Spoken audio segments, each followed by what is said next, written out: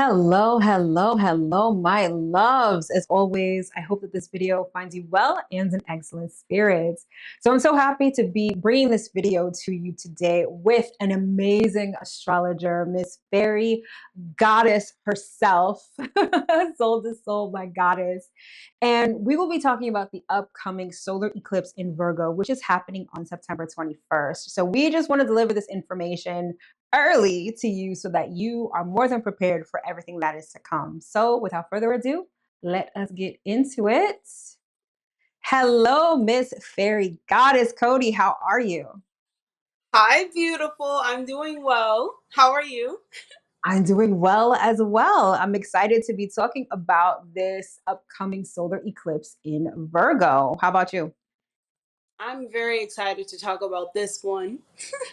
So, Mel, you called me a magical astrologer. I just want to tell you I'm so happy to be working with you, and we're going to really get into it today. Yes, We have so definitely. much to talk about, and I can't wait to talk about it with you. Likewise, likewise. I love the video that we did the other day with the lunar eclipse because it was such a great, like I said, it was such a great like back and forth in terms of the astrological knowledge and the spiritual stuff. And it was just a really great report that I think that people can really get value from. So I know that we'll be delivering the same, if not better, this time around. So, all right. That's when I realized you're my soul sister. I was like, we work together pretty well. Your Yes. info, the way that explain everything was beautiful, and I can't wait to get into this video because I know you're just gonna crown all the Virgos. I'm gonna try. I'm gonna try. We'll see how that happens. All right. So to kick things off, why don't we begin with an overview of the energy and the astrology? So take it away. Okay, so ironically, we're going to be having a solar eclipse in Virgo at the 29th degree, which is a very critical degree. In astrology, it's known as the anaretic degree, or a degree of urgency, or feeling like you must complete something. In the sign of Virgo, Virgo wants to fix. Virgo wants to grab all information and details in order to find a certain truth. Like, Virgo is a sign of harvest. So a solar eclipse in this sign, and not let's not forget that we had a new moon in Virgo at the 0 degree and on August 23rd. And so that just started everything. So here's the completion of something that you urgently need to get done, or it feels like you need to get done. The universe is preparing us for groundedness, focusing on our material world, focusing on our productiveness, our resourcefulness. And we're going to have this solar eclipse opposing Saturn in Pisces at the 29th degree as well. We're going to have, well, we already currently have the South Node in Virgo, and we're also going to have a grand trine. And this is an air trine.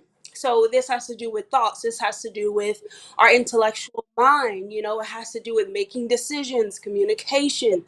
And in my opinion, of course, it's, a trine. A grand trine is a aspect, but with the opposite to Saturn and also Mercury. Mercury is going to be in Libra, so we're going to throw Mercury into this grand trine because Mercury is the ruler of the solar eclipse.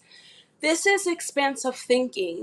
This is thinking about practical strategies. This is about making decisions, most importantly, but like gathering information for clarity, for some type of precision, something purposeful communication, ideas. That, like, the mind is extremely active during this eclipse, feeling like you must make a decision, you must come to a choice, you must communicate, you must learn something.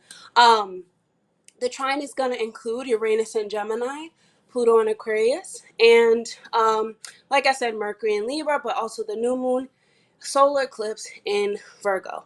So, I mean, there's so much to talk about with this, but like, I think the overall just of this eclipse, especially with Saturn included, Saturn is about getting serious. It's intense. It's about facing your fears. In Pisces, it's about getting real, getting down to the nitty gritty in order to assert some type of willpower, some type of authority. And of course, um, Saturn in the opposition brings feelings, it brings emotions, but it brings it more in the mind. You know how the mind works, and of course, Virgo wants us to feel secure, wants us to feel, grounded, even, but K2 also being the sign, the South Node being the sign, wants us to get rid of what makes us think we have control, because that's Virgo. The things are connected to, like, our health, which is Virgo, what's connected to our work or day-to-day activity. This is very important. Virgo is all about health, and it's all about the living, of the beings of this place, and how can we practically find information or exchange information to improve our lifestyle, improve our lives, and connect to animals and plants, and things that really can stimulate our mind, but can also help others. So what do you think about this, Ma? I mean, I can go on forever, really, because Virgo is a very pure sign that really wants to um bring order to chaos. It has this calm authority about it. And like this eclipse at the 29th degree, it just brings so much, you know, organization, or trying to organize things in the mind, but it also is trying to be loving. It's trying to get us to feel more guided towards, practical things like advice, that we give on a day-to-day basis, or most of all, like our lifestyle. So what do you think? That was so much right there, right? Like there's so much going on. Really Um, is. it's definitely so it's like thinking about it, I guess, in like broader terms, you've got just eclipse, right? And how it's such an enlightening moment. But this one is a bit different. Well, maybe not too different, I'll say, because eclipses, I always feel like they're simultaneous endings and beginnings in one. And I feel like this one is no exception. It's just that because of that new moon in Virgo that happened back in August, like on August 23rd, like you said, that really opened the gate to this eclipse season. By the time that we get to this solar eclipse, like everything has kind of come full circle. Even though a solar eclipse is very much a reset moment, right? Like it's the newest of the new, there's a cycle that's ending, a very pronounced cycle that's ending at this solar eclipse in Virgo. And by the time that we get to this eclipse, right, provided that you really took advantage of the energy beginning at the new moon in Virgo, right, of resetting, of refreshing, I think that by the time you get to the solar eclipse in Virgo, I think that it's going to be a situation where not only have things come full circle, but it's like, that feeling you get after you like cleaned your entire house, laundry is put away, everything is folded, everything is nice and clean and orderly. Like, I feel like that's what this solar eclipse in Virgo is going to feel like in a way. It's this culmination of organization. It's this culmination of a reset.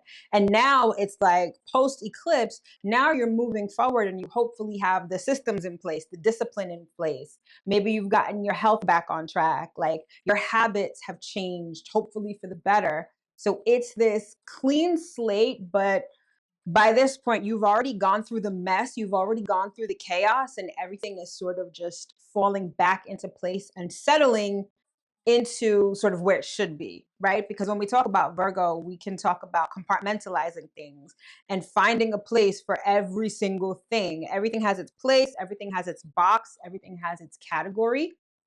And I feel like Virgo, by the time we get to the solar eclipse, that's kind of where we're at.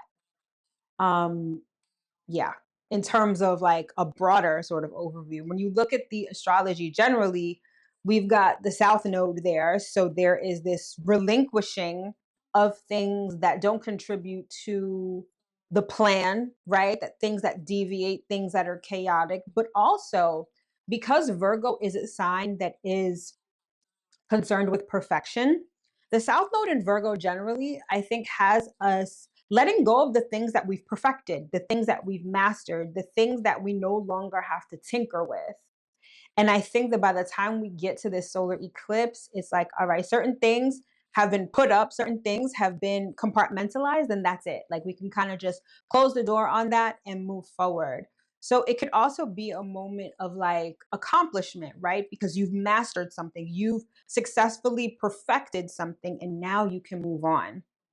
So again, it's the simultaneous energy of like closing a door and opening another one, essentially.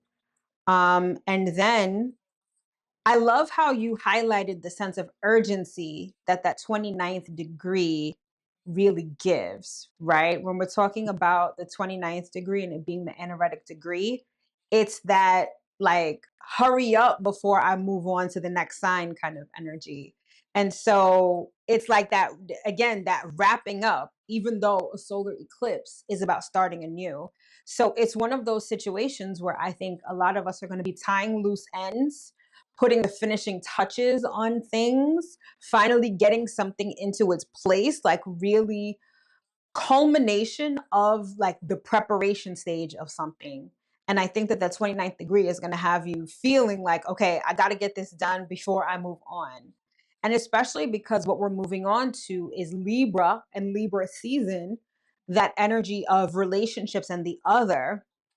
It's almost like this solar eclipse is like, let me get myself together. Let me get my ish together before I move on and I start thinking about somebody else or focusing on a relationship or caring too much about others. Like right now, let me just get my health in order real quick. Let me get my house in order. Let me get my work in order before I start thinking about or I start bringing someone else into the equation. And then finally, like you touched on this grand trine, it's a pretty big deal. Like aspect patterns in astrology, it's like, so there's a huge triangle in the sky, essentially, and triangles denote harmony and sort of effortless energy that flows. And so when we're talking about this grand trine that's happening in air signs, except for the new moon, which is happening in an earth sign, you've got Pluto in Aquarius, you've got Uranus in Gemini, you've got Mercury in Libra, and then like the cherry on top is that new moon in Virgo, which is going to help to anchor and solidify everything. So this grand air trine, it's a change in mindset. It's a change in how you think. And I love this as it relates to this solar eclipse because I know I talk a lot about, when I talk about Virgo energy, I talk a lot about habits, right? And the things that we do on a daily basis. So if you are looking to change something in your life, this is the astrology that gives you the mindset to create a new habit. And then that solar eclipse is going to anchor that habit into your reality. So Pluto is all about transformation, right? Death and rebirth. So it's kind of one of those situations where um a mindset has to die or a thought pattern really has to run its course so that a new one can enter. Then you have Uranus, which is all about sudden changes and flashes of insight. And then you've got Mercury, which is our conscious thoughts and the way that we communicate and express ourselves. So this is all the makings of, okay, I'm going to think differently now. I'm going to express myself differently now. I'm going to talk to people differently now. And this is going to be a new habit that's forming. So it's a really, all of this put together is such a powerful combination of change. I mean, eclipses are change regardless, right? Whether you want to or not, the universe will always snatch you by your edges twice a year when we have eclipse season in the spring and in the fall. So change is inevitable. Even if you do nothing, even if you don't listen to any of our videos, something is going to change. But by virtue of the fact that you're watching us and listening to us, you know that change, at least with this eclipse, is starting here. And so it's really important for you to be open, flexible, and receptive to the different things that the universe is going to be trying to show you. Because the minute you decide that you want to change something, the minute that you want to have a new habit, the universe is like, all right, bet, I got you. So I'm going to bring this here, I'm going to bring that here, and it's going to help you change how you think. But if you're inflexible, if you're not adaptable, if you're stuck in the mud, if you're too conservative with your thinking and you're not willing to learn and grow, that ability to change your habits and change your mindset is going to pass you by because you're not going to be able to take advantage of it. So be flexible, be open, change your mind, change your habits, change your life. Thank you for coming to my TED Talk. Virgo TED Talk. Exactly. That So was yeah, perfect. Hmm. thank That you. was really. I think that the gift with this eclipse is gonna be like transformation within our minds, because we know that Virgo South Node, like, it always wants to stick to the plan.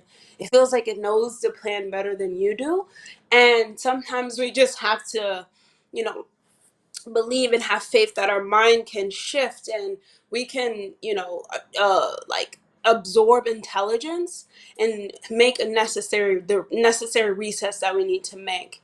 And some things end, and like you said, going Mercury, the ruler, going into Libra now, it's like you better make a decision for yourself before you start thinking about other people. And I just feel like there's this serious restructuring. So boundaries, endings, and try to nurse. It's about nursing yourself, right, with skills, intelligence, and all that stuff, but it is also about, nurturing the world, being useful. But you have to be useful for yourself first. And that's just key here, being useful for yourself, and then trying to be useful for the world, because Virgo has very useful information. However, it wants to stick to the plan. Like, it knows the plan. I don't know if you've ever met a South Node Virgo person, but they know the plan and they want to stick to it. And right here is like, that's not going to work anymore. You have to take the knowledge and you have to bring order to your life before you can try to, bring order to someone else, or bring order to someone else's chaos. Virgo does well in chaos as well. It can bring real, insight to other people's problems. So yeah, I mean, we can go on forever for Virgo, because this eclipse is just bringing a lot: service, healing, everything, all the good things that we need. Right. And I love the fact that we start at 0 with that new moon in Virgo, and then we end at 29 degrees. So wherever Virgo is in your natal chart is where there's all of this dynamic energy happening. And it's almost like you're going through a very, like, I don't even want to call it like a steady process. It feels more like you're going through all the steps, right? In a very methodical and Virgo kind of way. It's like you're dotting all your I's, you're crossing all your T's, and you're going from start to finish, literally. So Hmm. it's so important to not skip steps, not cut corners, and just go by the book, really, when it comes to this energy. However, the universe is trying to get you to change, whether it's Hmm. getting you to change, whether it's getting your circumstances to change, like, it has to be done in steps. You can't go from A to F, or you Hmm. can't try to condense things. Like, you have to let things run their course in the way that they're meant to. And when you do, by the time we cross the threshold of this eclipse season and close off the eclipse season for 2025, you'll be in a very different place. And I think that your mindset will be very different. And then I love the Virgo energy for the fact that it's tangible things that you see almost immediately in your everyday life. This isn't where it's this, okay, I'm planting the seeds in the ethers and I've got to wait for this to appear. This is like, okay, I'm going to start to eat broccoli today, and I'm going to drink more water, and I'm going to hydrate, and I'm going to walk every night after dinner, and then seeing the results because you're literally putting in the work. So Right. it's a very important time where you have to be fully present so that you can go Hmm. through the process as the universe is intending it. Absolutely. Yes, Virgo's a very, very sweet sign of harvest. You plant this. I mean, I'm gonna be quiet now, but you plant the seeds and watch by next Virgo season, or even when it, fall. I mean, not fall, spring starts. you're going to see so much progress, because Virgo is about progress. It's about using practical wisdom to make things work for you usefully. So yes, absolutely. Let's get started, 'cause I mean, Virgo is just the sweet spot of the chart. I would have to agree. Yes, definitely. All right, cool. So now do we want to get into what each sign can expect with this eclipse, or do you have anything more to add to the astrology and the general energy? Well, let's get into all the signs, and then, at the end, we can just talk about again what this eclipse is going to bring. And because this is, let's just say that 29 days, right? Because it goes from 0 to 29. So it's like within not even a month, it's 29 days in between. You're being brought all the way through a sign. You know what I'm saying? So we have to talk about how it's going to affect each sign, and also, at the end, just go over the 29-day period. But of course, eclipses, they go on to 6 months, 12 months, it goes way past the time. But just the thinking, you know the insights are just rapidly trying to change. But when you physically do it, it's a whole different thing. So let's get into the signs, and let's let them know like what it is that must be done and what they're going to experience. Okay, cool. So do you want to start us off with Aries? Okay, so Aries rising, the first of the zodiac, is currently 111. So the sixth house is going to be activated for you, and the eclipse brings major shifts in your daily routine, your work environment, even what you do on a day-to-day basis. Like, you know, Mel said at the beginning that what we do, like let's say what we do today, we make the decision to eat broccoli, we make the decision to go for a walk, we make the decision to improve our lifestyle. Like, in a couple weeks down the line or months, we start to see the results, and others start to see these results too. And that's kind of what's happening for you, Aries. It's like you need to make different health choices, different lifestyle choices. You know, even when it comes to your work and your job, doing things that we don't want to do on a day-to-day basis is not going to bring us what we actually want. We have to let go of these old patterns of overworking, overthinking, over criticizing ourselves. If we're not eating broccoli and we're not doing this, we have to actually just do it. You know what I'm saying? Because there is so much micromanaging that Virgo can bring, especially being in its, being in its proper home or proper house.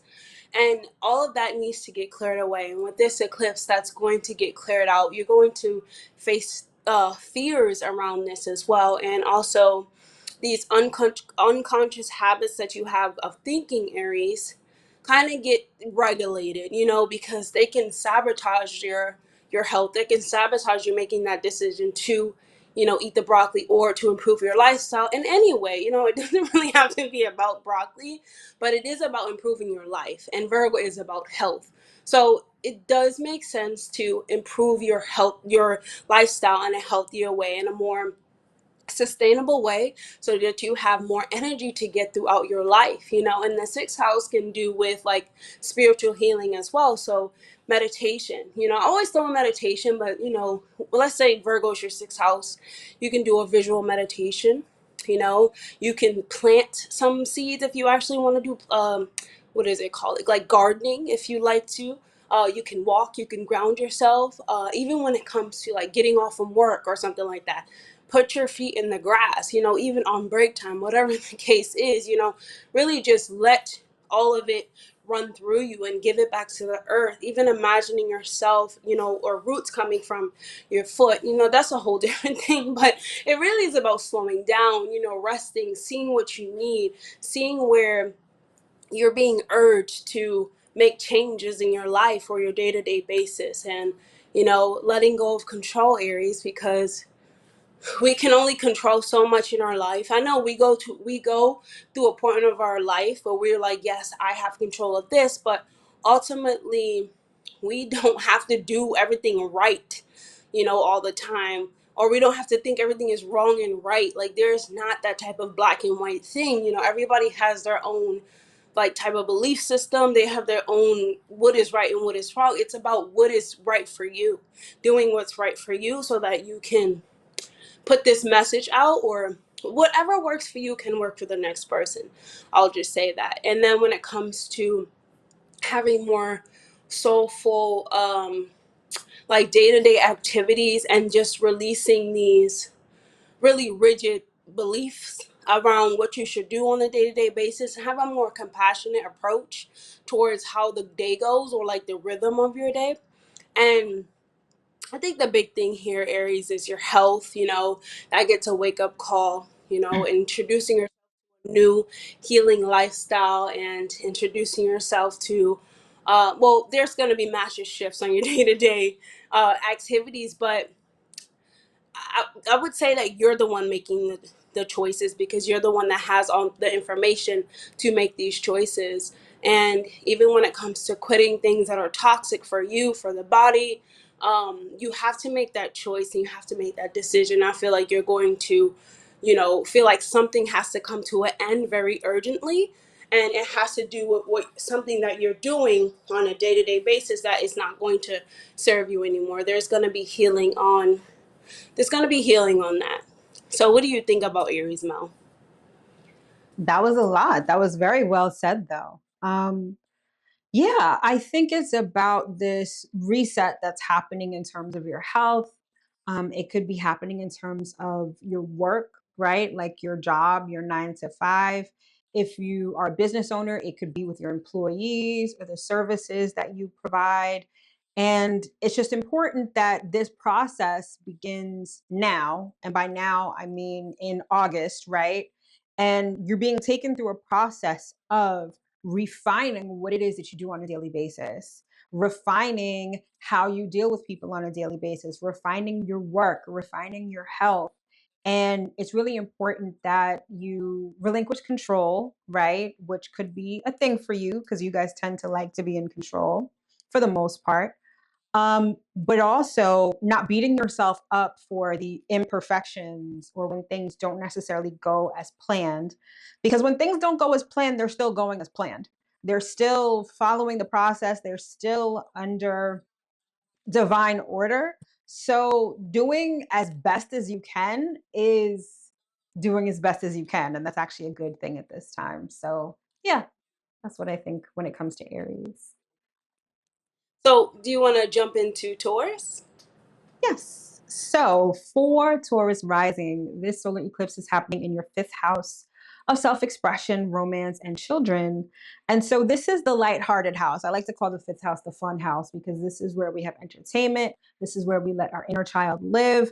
And so this is the area of life that's getting a refresh, a reset, and a restart, right? And so this could just be an identity thing for you where you are refining how you not only identify, but how you express yourself and how that expression is reflected in the things that you create, could even be reflected in your children, and it could be reflected in the romantic partners that you choose, or perhaps that you decide not to choose anymore, right?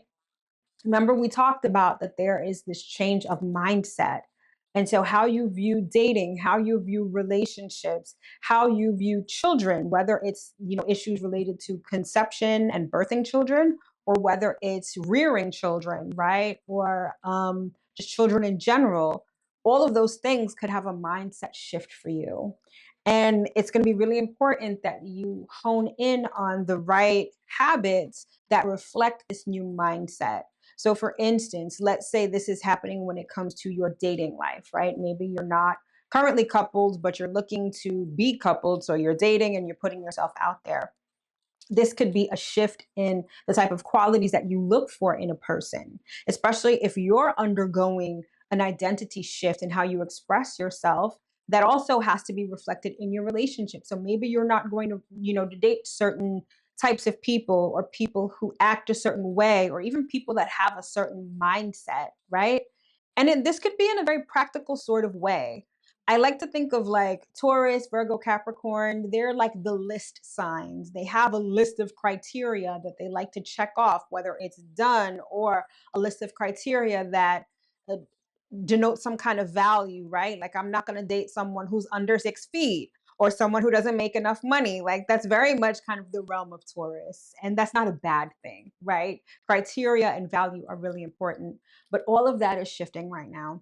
And for some, this could be a situation where maybe you're finding yourself out in the market, in the dating pool, after not having been in the dating pool for a long time. Maybe this is a resurgence of some sort of issue with children. Maybe this is a time in your life when you are really expressing yourself creatively. And so now you're going to be sort of adding creative endeavors to your daily life or your daily routine. It's giving this, okay, I'm re-entering something, either something that I did or something that I'm now adding. And so with that comes this mindset shift. And most importantly, have fun with this. Although Virgo is all about the details, Virgo loves a good to-do list and doing everything by the book. Remember to allow your inner child to drive the car. I mean, Virgo is not going to necessarily like that too much because your inner child is messy all over the place and has no regard for the rules of the road, but they're the ones who are in the driver's seat here. So it's really important that you listen to them, right? And you apply whatever it is that they're trying to tell you. So do you have anything to add to that? Yeah, I would just encourage Taurus rising to let go of these rigid ideas around children, around joy, around like what play, is actually looking like.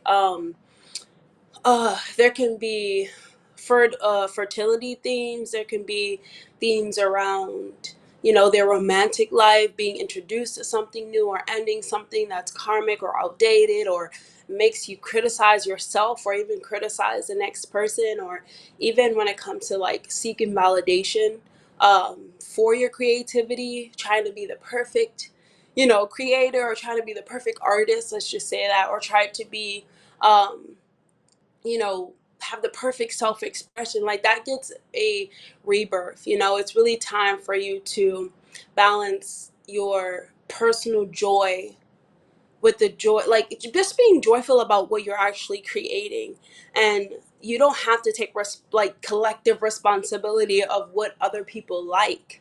You can create from the heart. This is the house of the heart, the sun in its, the fifth house even, having, any type of solar power is really bringing you a sense of play, fun, inner joy. And you have to really see who supports those dreams and who actually just drains you or drains your, radiance or something like that. And there can be relationship shifts.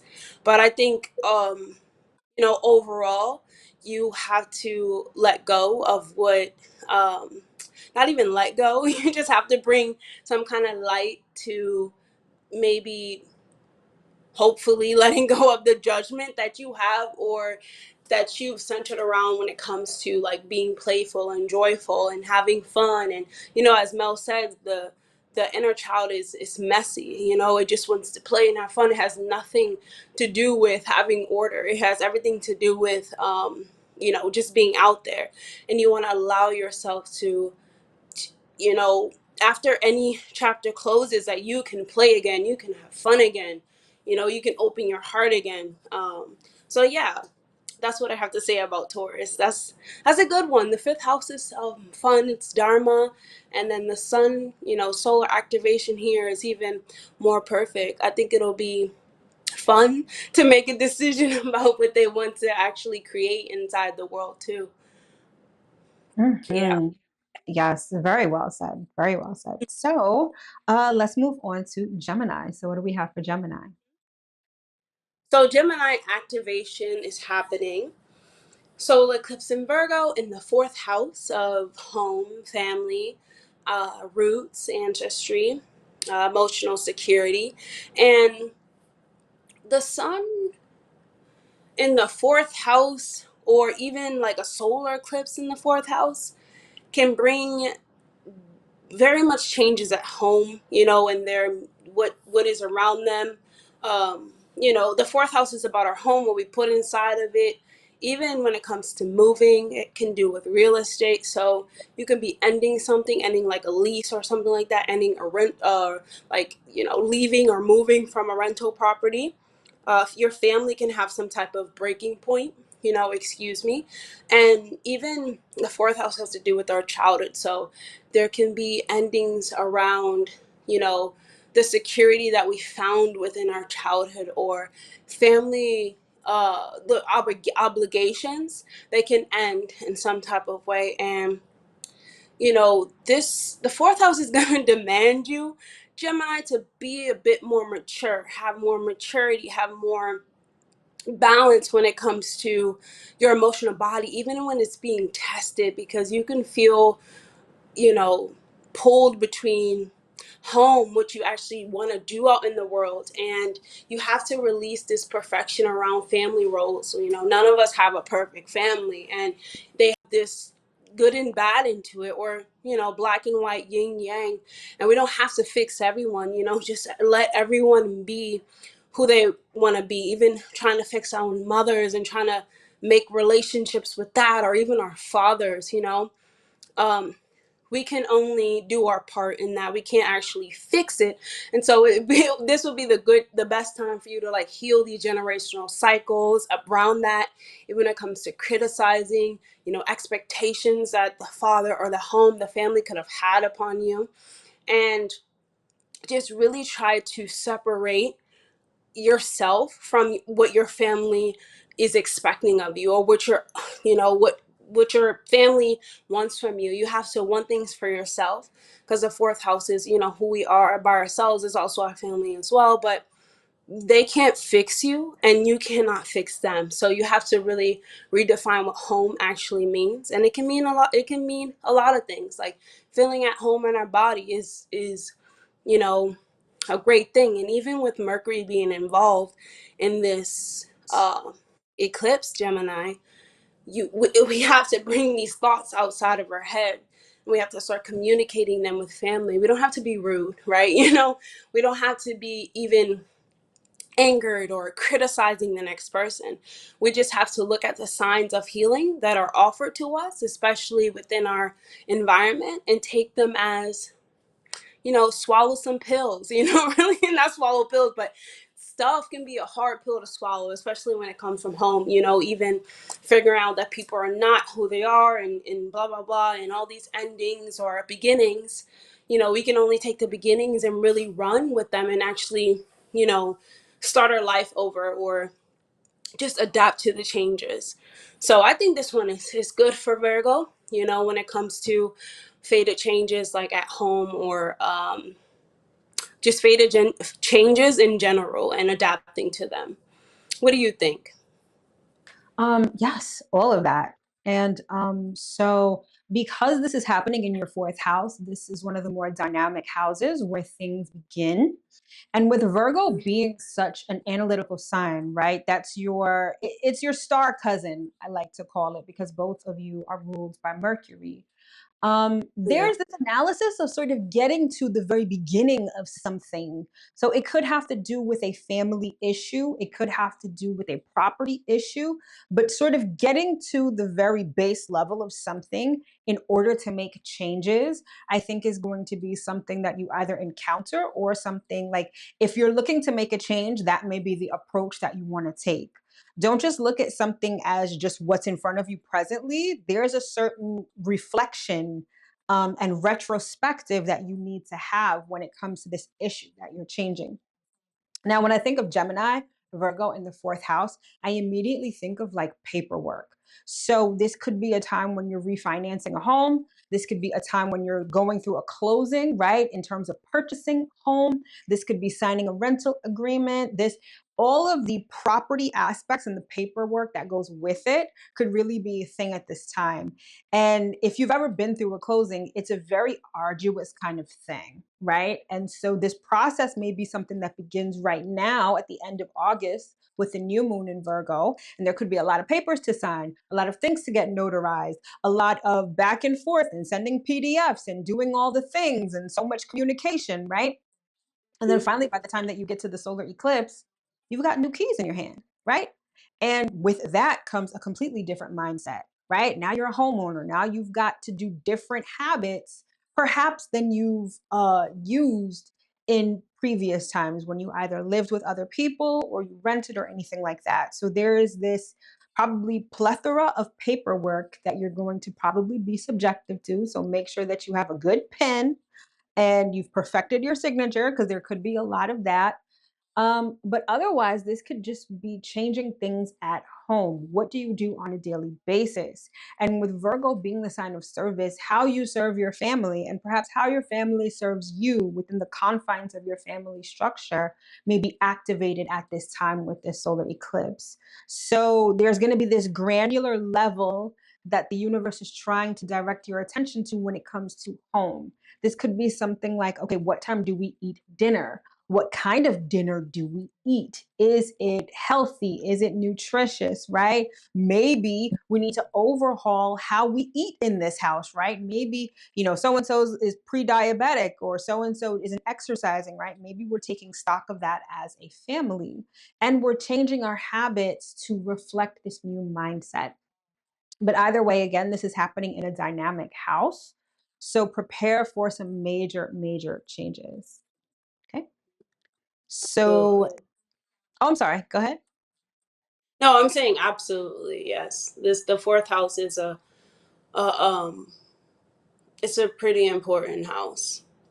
What do you think about Cancer? There's a new moon, so Cancer is definitely going to feel a shift.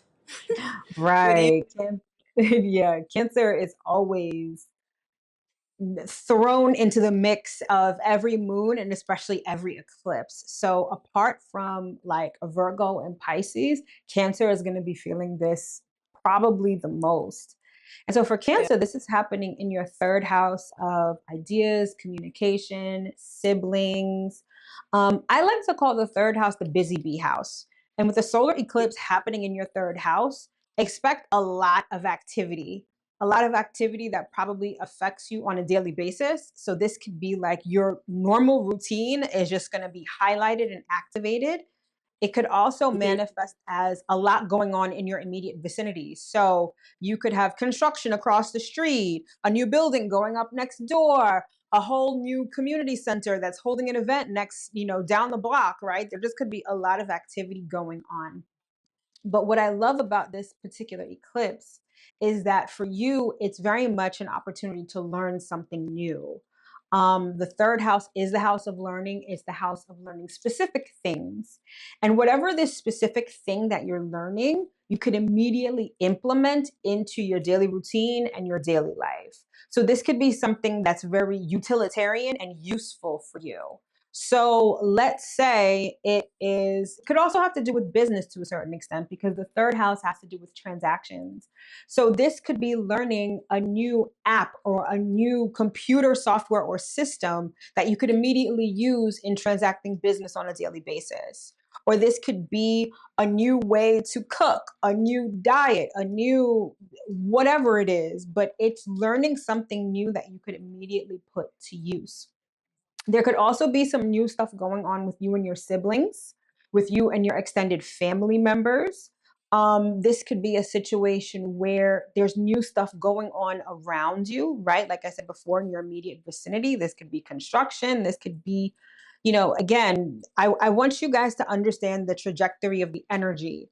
It's not beginning in September, it's beginning in August at that new moon in Virgo. So at that time, there's this inception of something, and for you, Cancer, this could be an inception of an idea, right? You ever watch something and you're like, oh, and it sparks something in your mind. And then before you know it, you start going down this rabbit hole of discovering new things, learning like it's this inception point that starts at the end of August and that culminates at the end of September.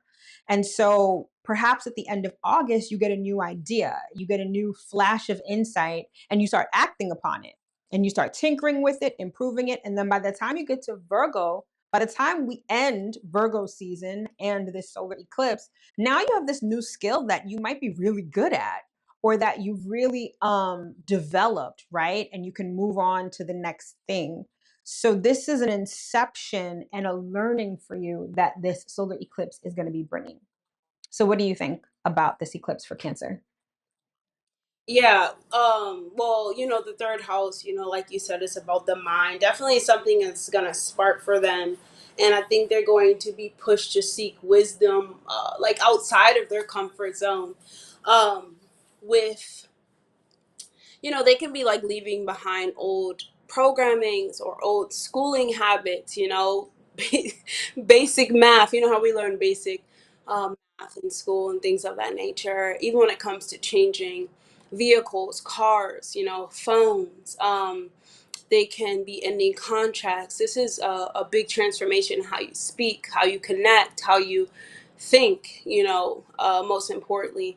And even when it comes to communication, like I said, something is going to end that's outdated, that has to do with your thought processing or thought patterns, but you're going to be shifted to guide, like to broaden your perspective, even when it comes to communication, educational, spiritual, even, because K2 is actually in your third house as well.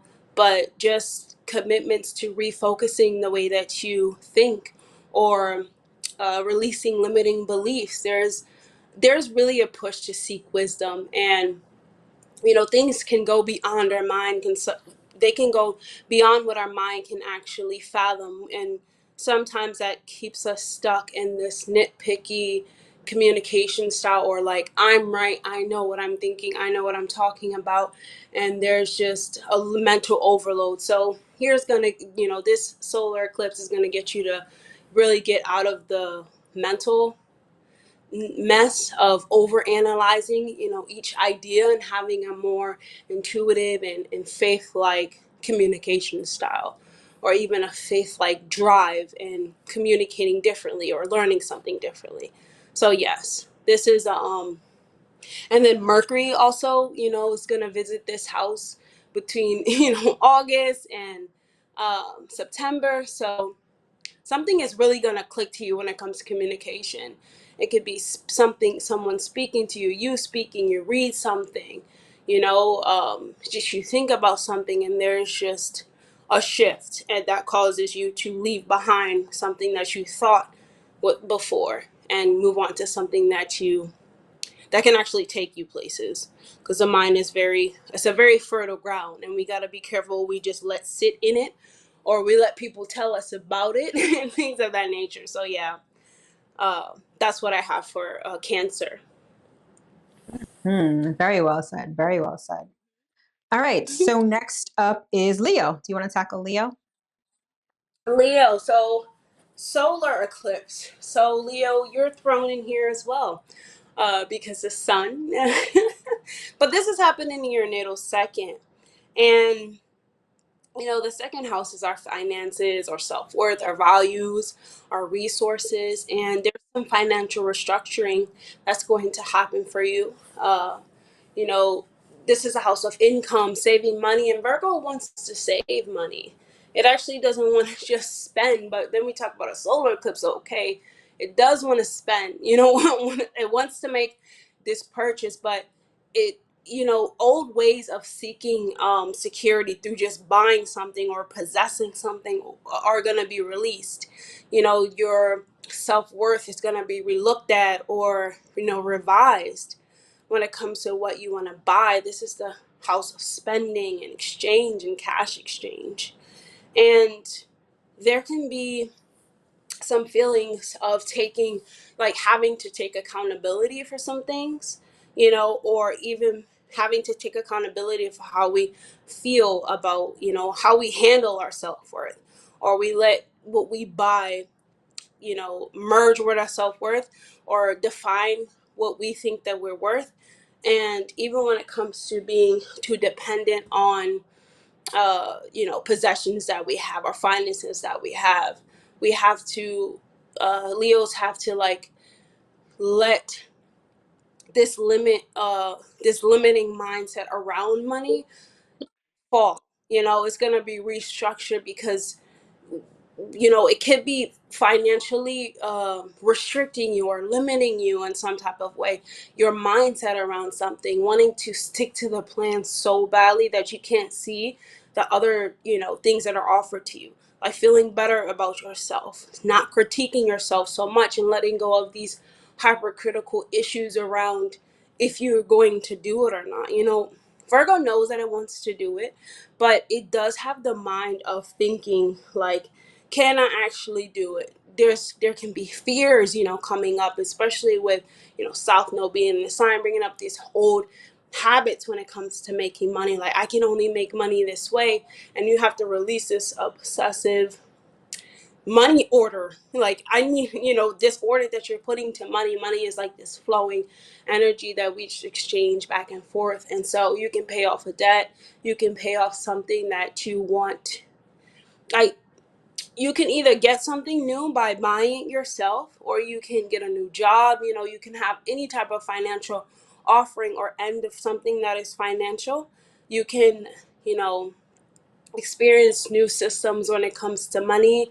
You can redefine your relationship to money. So this is a big one that, you're thinking about how much do you actually depend on money, and what you're actually spending on money, Leo. So there's a financial restructuring happening for you. And I think this is great, because we have to have a good value system when it comes to possessions. So what do you think about Leo, Mel?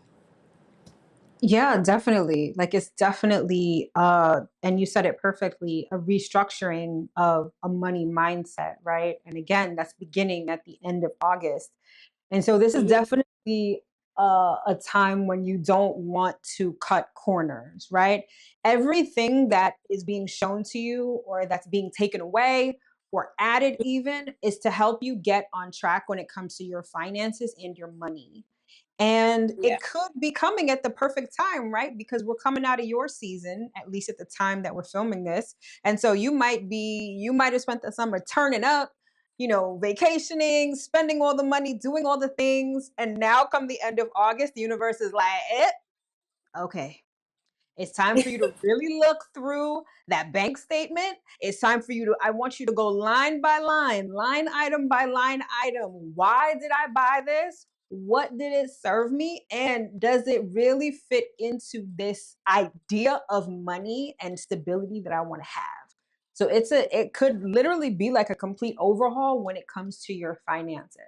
It could also be an overhaul when it comes to yourself as well and how you view yourself, how you express yourself, and how you sort of move out in the world, right? Like when it comes to self esteem and self worth, this is like the realm of Leo.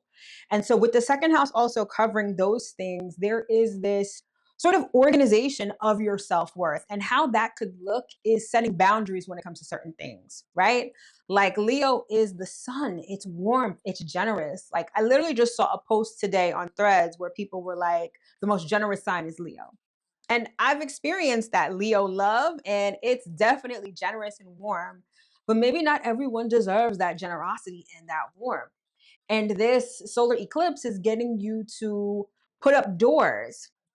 They could be see-through doors, they could be stone, brick and mortar doors, doesn't matter, but setting boundaries with respect to how much you give, how much warmth you have, how much or who you let into your heart, right? And how all of that affects your self-esteem and your self-worth. But either way, I feel like this eclipse, it's giving you an overhaul and a complete reset in a very sort of, I mean, all areas of the zodiac are important. So I'm not going to say that the second house is more important than any other house. But when it comes to you, that self worth and self esteem, that's very much the undercurrent of Leo energy. That's being activated and refined with this eclipse. And whether it's happening on like a personal level with your self esteem and your self worth, or it's happening via your money, it's a reset and a refresh in an area that it's pretty dynamic for you. So, yeah. Hmm. So you definitely have to tackle Virgo for us. You definitely have to do it. Give them their crown. Thank you. So, Virgo, this is happening in your first house. Okay. And so, this is the ultimate Virgo glow up.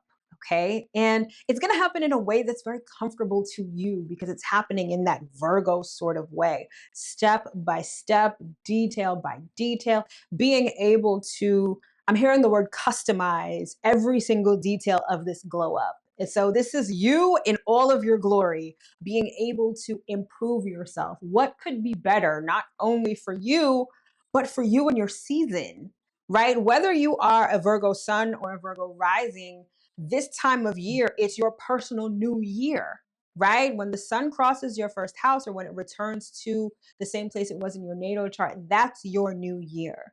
So now, what is it about you that you want to change, that you want to improve upon?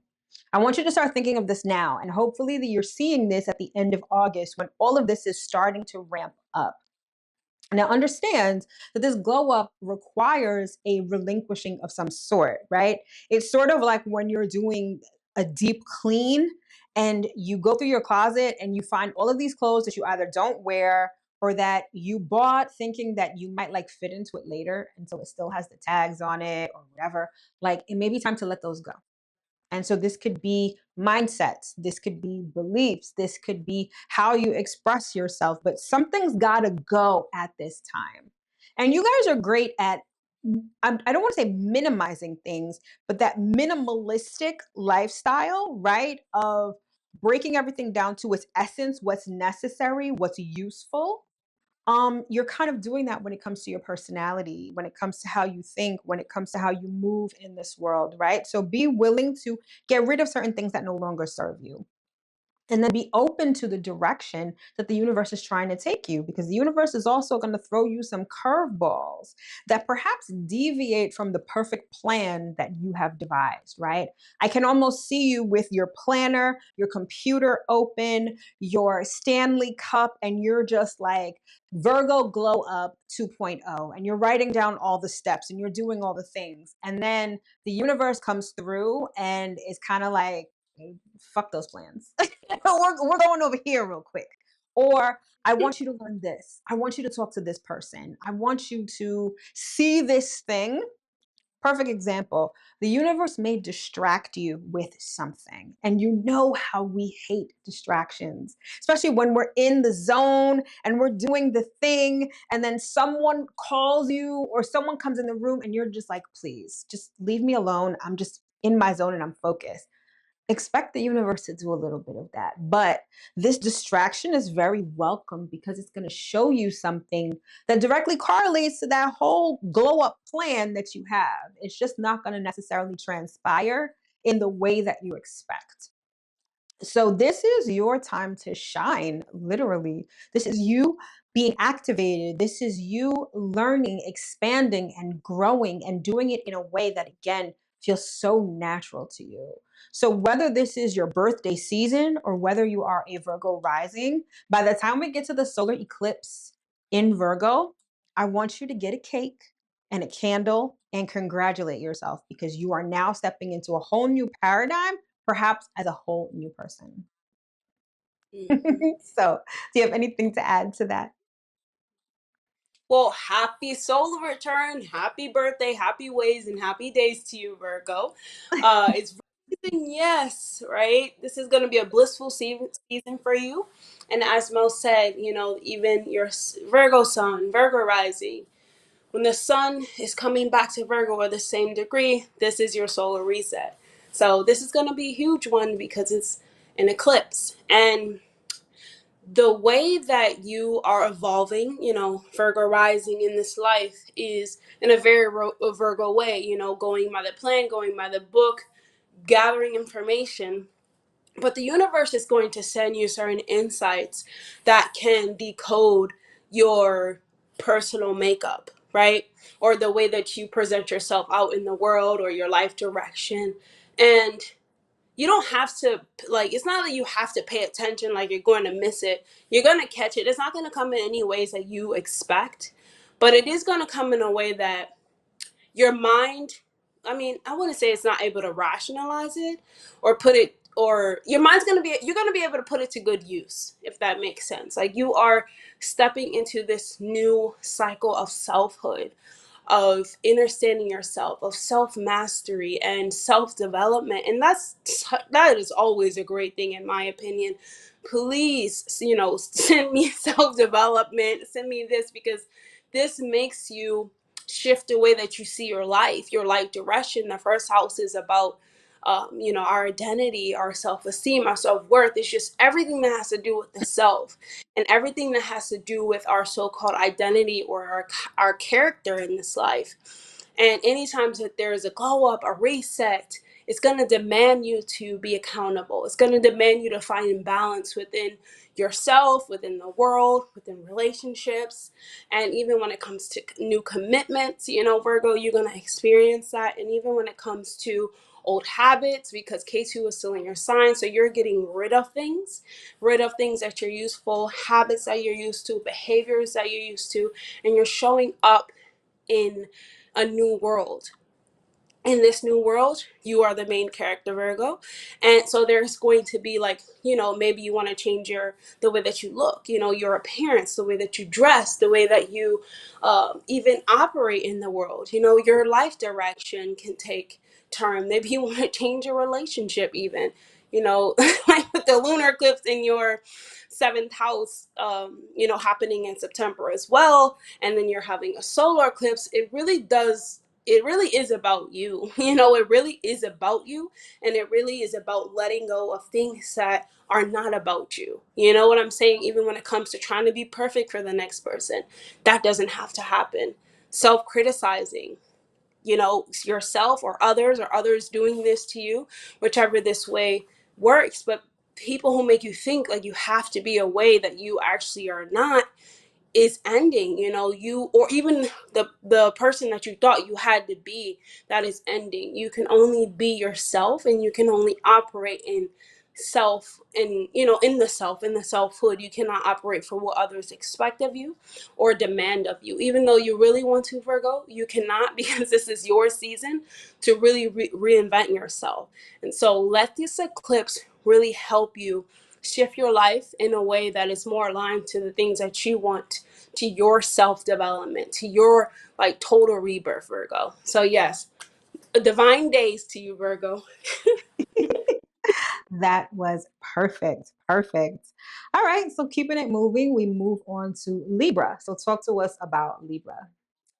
Libra. So 12th house activation, right? It's pretty dramatic. It's dramatic behind doors. This is a dramatic shift in your inner world. I wouldn't say dramatic, but I just think of this as being in a dark room, by yourself, and you're having these sudden revelations, knowing you need to heal something, whether it's mentally. The spirit world is extremely active, and let's just say that it's things that you can't fully explain. How you can't really explain some things that you think about, even if when you're trying to communicate, it's not going to make sense to the next person, because it's for you. It's your insight. It's your world communicating with you, your angels, your spirit guides communicating with you. So it feel dramatic, but there is a shift that happens that definitely you can see it. You're going to be able to see it on the outside, or it's going to shift the way that you speak, even about yourself, to yourself. And even the way that you're somewhat seeing the world.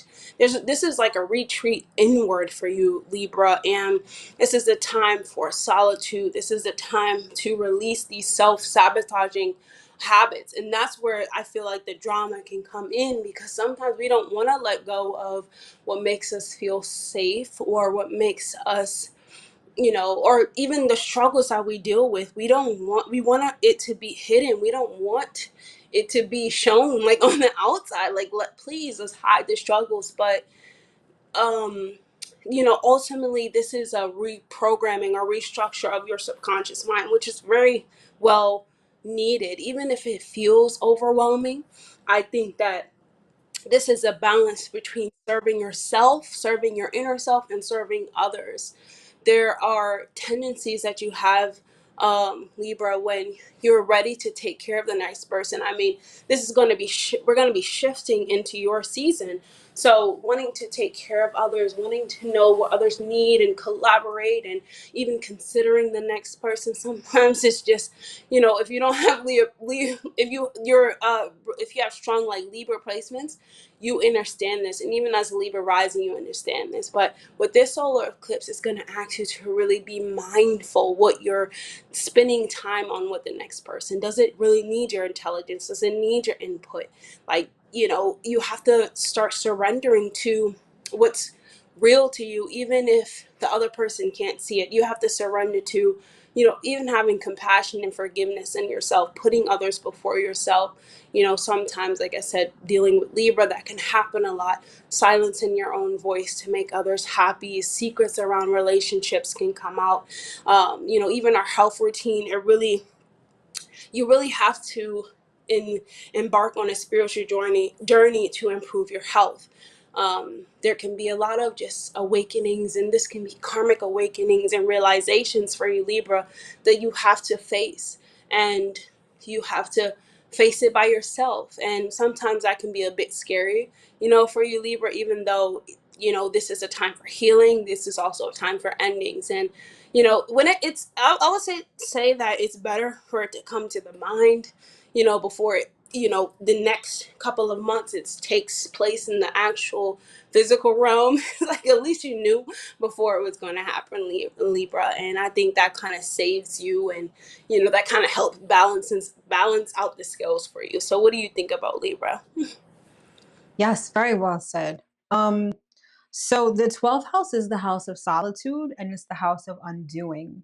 And essentially, between the end of August and the end of September, there's an unraveling that's happening in your life that the universe is helping to facilitate. And it's the motivation behind this unraveling is improvement, right? And it's not to say that you're not good, which is why you need improvement. It's refinement, right? That's the realm of Virgo. And so it's really important that you resist the urge to be outside. I don't Hmm. know a single Libra who is not in the streets a lot. And I don't mean that in a bad way. It's just y'all are very social. And I love that because between the charm and the socializing, you guys are out there. But I implore you, from the end of August to the end of September, this is the time to not only go within, but to be alone.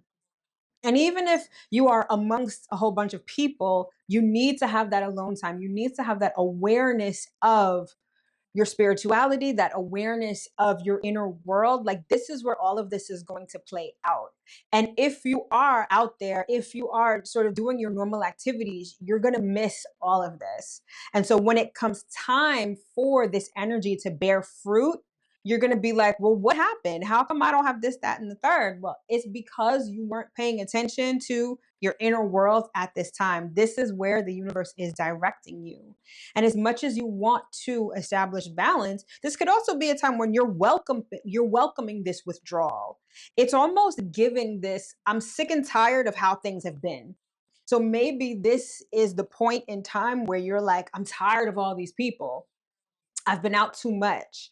Or you're like, I'm just tired of how my life has been transpiring. I'm tired of how everything has been playing out. So the universe is like, all right, bet. So we're going to do this from the inside out.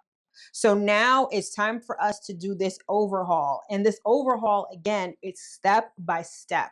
It's little thing by little thing. It's this process that the universe is taking you to through. And the one other thing that I'll say is that this is a time for rest. So make sure that you're getting plenty of rest, because a lot of this work is happening subconsciously, which happens a lot when we're asleep. And pay attention to your dreams, because they're probably going to be very vivid. If they're not giving you next steps, they're sort of equalizing or balancing everything that you're trying to do and that the universe is helping facilitate at this time. So withdraw, get plenty of rest, and don't skip any steps. Okay. Yeah. So do you have anything else to add for Libra?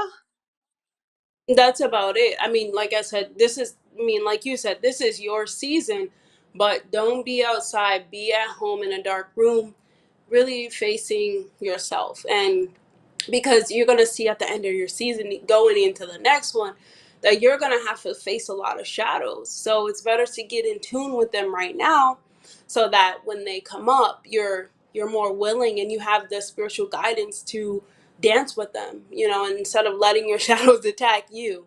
So yeah, absolutely. Like, don't go outside. Don't go outside.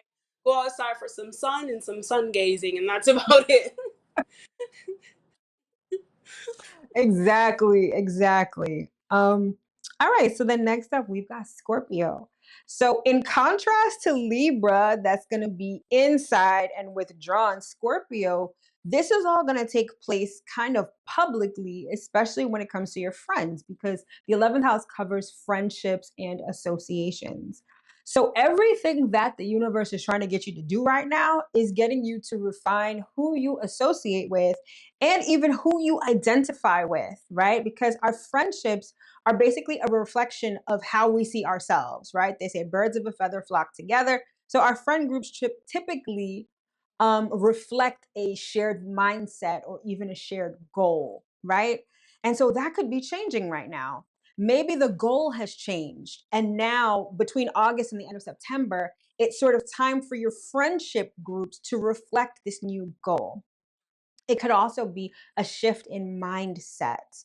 It could be this sort of, I'm hearing like new friend, new phone, who this, right? Like, so there could be this relinquishing of friendships that don't resonate anymore, of friendships that are no longer useful. And when I say useful, it's not like you're with friends to use them, right? But maybe they don't serve a particular purpose. For instance, and this is something that Spirit is like pinging me right now because it's almost a really great example.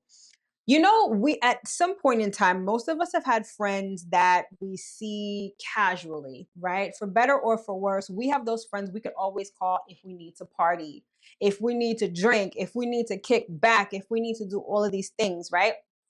And so maybe over the years you realize, hey, I've been going out too much. I've been spending too much money. I've been drinking too much. I've been eating out too much, right? And now it's like physically manifested on your body, or it could be physically manifested in your mind and how you think. But more importantly, it could show you how that has prevented you from hitting the mark when it comes to your goals, right? Maybe you've been hanging around people who aren't that ambitious or people who don't have the same goals as you. And on top of that, and the partying and all of that, it's like you've gotten so far from the target that you've been trying to reach. And this is the universe's way of course correcting that. So it could start with the habits, right? Maybe you're someone who is, you know, you commune with your friends every single day. And maybe the universe is like, all right, you may need to dial that back a little bit. Or maybe those friends who only call you when they need something, or who only call you when it's time to party, it's time to drink, or it's time to do all the things that take you away from your goal. Maybe the universe is like, all right, we need to work on this. Maybe this is someone that we need to keep at a distance now. Or maybe it's a mindset that we need to adopt that doesn't include those things anymore. And then by virtue of having this new mindset, those people kind of fall by the wayside. So it's like they're calling you every Friday night and it's like, all right, let's hang out, let's go to the club, let's drink, let's do this. And all of a sudden you start saying no. You're like, no, I don't think so. I think I'm gonna skip it. Guess what? After a couple of Fridays of you doing that, they're probably gonna stop calling you. And that is a good thing. Now, I don't want you to think that this eclipse means that you're going to lose friends. Not, it could be, but not necessarily. It could also open doors to new friends. Maybe you've had a mindset shift and now you're starting to take action with respect to this mindset. So now it's like you're going to different meetings, you're going to different networking events, you're communing with people who have the same exact goal and the same exact trajectory as you. Okay, so there's this shift in your friendships, your goals, and your mindset with respect to both of those things. And then finally, the 11th house is also the house of gains. And so this could be a time when you are, you know, like I said, the beginning of this begins with that 0 degrees new moon in Virgo at the end of August. By the time that we get to the solar eclipse, we're at 29 degrees. So if you've been diligent about doing the work, about cleaning up, about organizing. By the time that you get to that solar eclipse in Virgo, you may have a really nice gift from the universe. This could be money, this could be recognition, this could be just a level up, right? It could be something really sweet for all of your hard work. So this is some important work that's happening, but I really think that by the time you get to the end of this solar eclipse, you've got new people around you. Maybe you've got more money. Maybe you've got recognition that makes you feel really good. And it's very much a reflection of this new mindset that you've adopted at this time. Do you have anything to add when it comes to Scorpio? I mean, yeah. So for Scorpio, it's like the 11th house is a house of gains, right? And goals. So future goals that take, some steps to get to. And Virgo doesn't want those friends that just wants to play too much. The friends that That play part. too much is need to readjust here. You want to do something, every day. This is starting to look like you're addicted to doing this. We can't be addicted to doing this. We have to be focused on this goal that we're heading towards. And duty, we need duty to be happening. We need structure. And even when it comes to realizing that the things that bring them joy is not bringing you any personal joy anymore. You have to let it go, and you have to see what is more aligned for your path. So when it comes to maybe some goals or dreams that you have, it may not even align to what the friends that play too much think anymore. So now there's a radical shift in the way that you're thinking and the way that you are thinking about meeting these goals. Even the community that you surround yourself with, you can feel like you have to take more accountability for your actions, or you have to be more disciplined for where you are playing too much or having those friends around you that play too much. So really overall, for you, Scorpio, you're redefining relationships with friends that play way too much, and they're not focused on the plan, they're not focused on the goal. This is a house of gain. So in order to gain something and gain money, you have to align to your path, or you have to align to the path that's going to take you the furthest. And going out every single day or every weekend is not going to do that for you, because it just starts to look like, hey, like maybe they're just addicted to drinking, or they're just addicted to smoking, or like whatever the case is, and this doesn't align with me anymore. And so there can be major endings around it. And not every single friend, but start putting up boundaries and saying, no, I don't want to go, but do you want to make a business plan? Do you want to talk about this goal that we're supposed to be heading towards? And if their answer is no, then your answer is no too. You have to start saying yes to yourself, and sometimes that means saying no. Say yes to the goal and no to the playing games. So yeah, Scorpio, that's about it. Whoa! Do you hear that? Yeah, what was that? Oh my god. What the heck was that? That sounded like an explosion. I know. That scared me. Oh my Oh gosh. my, what the hell? What the hell? Hell yeah. What was that? Lightning. Get out. I mean, that's interrupting my video. That's out of me. That is not lightning. I'm so sorry. I didn't want anyone you to edit this video, but Oh, no, no, no. Oh no, we're keeping that in. Like that was a sign. I But know. I'm like, what the hell? What is Scorpio gonna get into? Like, what type of friends do they have? hey friends, editing Mel here. So at this point in the video, the sound gets kind of crazy. We were both experiencing thunderstorms on our end. My dog was wilding out, so you're gonna hear the dog barking. The sound is not that great. Don't worry, the dog is fine. But I just wanted to give you that heads up in case you realize that sounds like there's a lot of distractions, or the noise or the sound isn't that great. Sagittarius. So Sagittarius rising. This solar eclipse is gonna happen in your natal 10th house of reputation, of career, authority.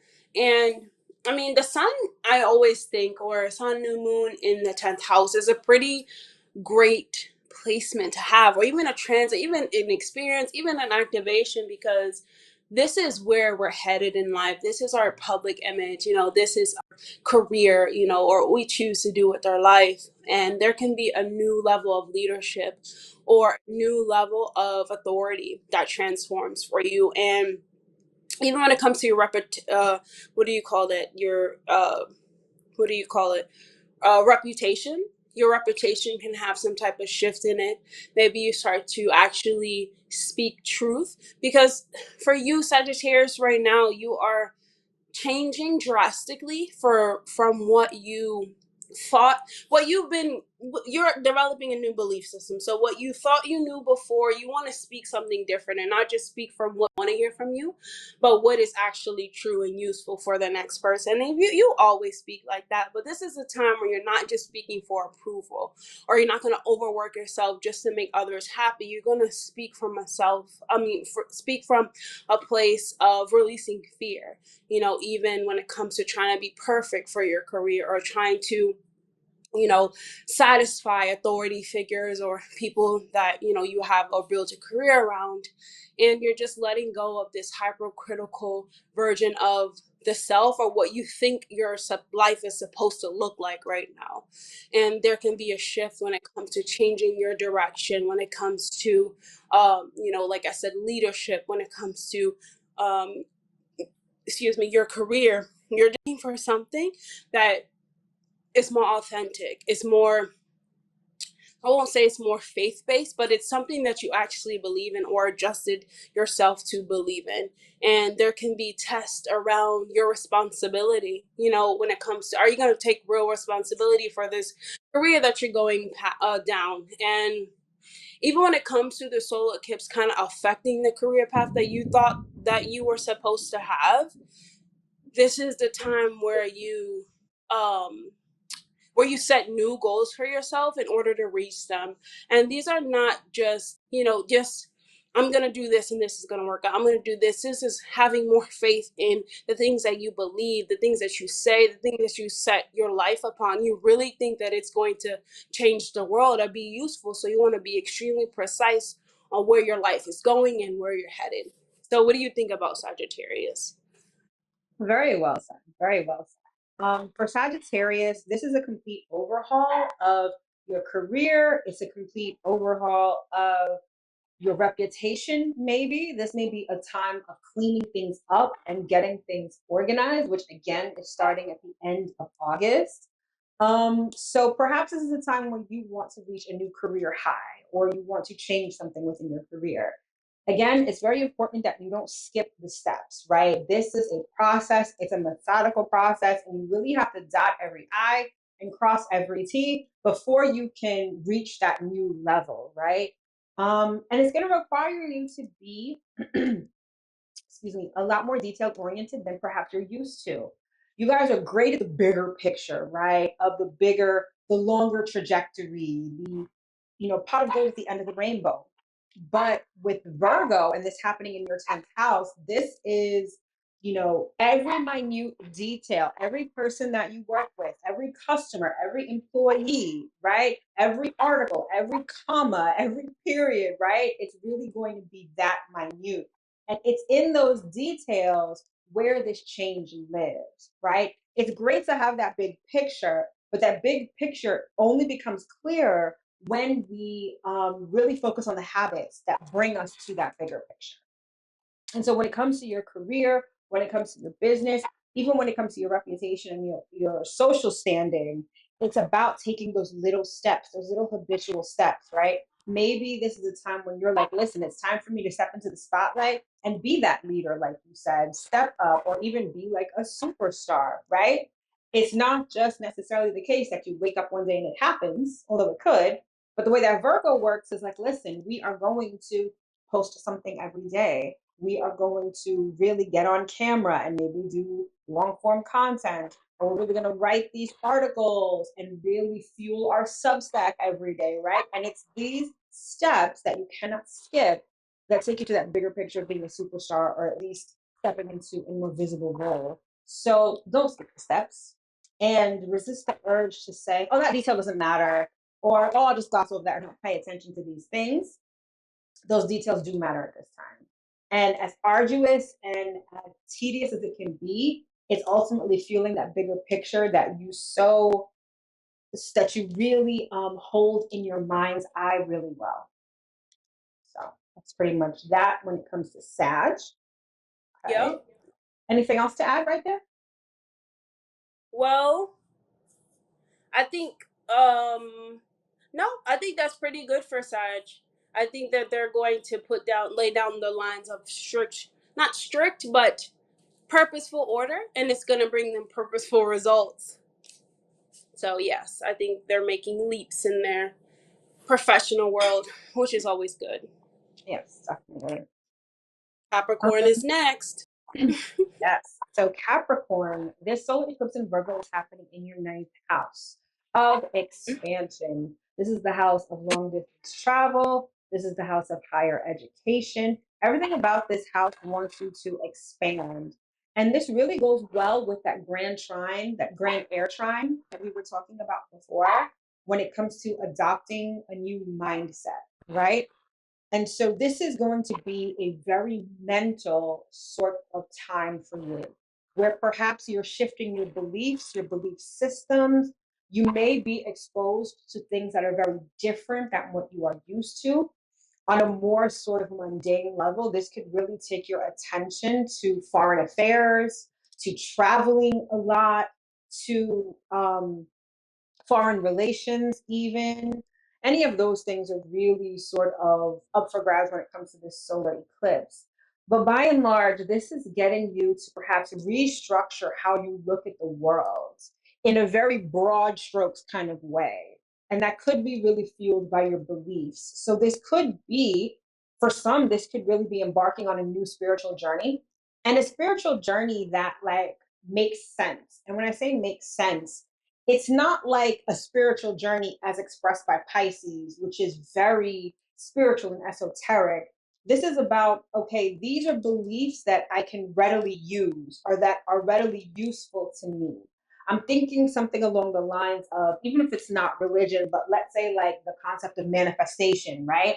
And how you're seeing how this change of subconscious, this change of mindset is actually playing out in real time in your life in a real way.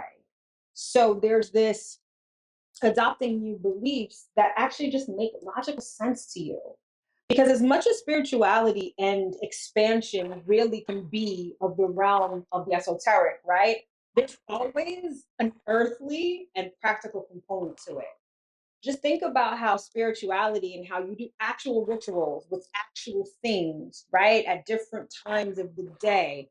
There's a practical component to it. And so some of you may be embarking on a journey where there's a whole new mindset, there's a whole new belief system that makes more sense to you right now. And that's what the universe is sort of opening up to you, right?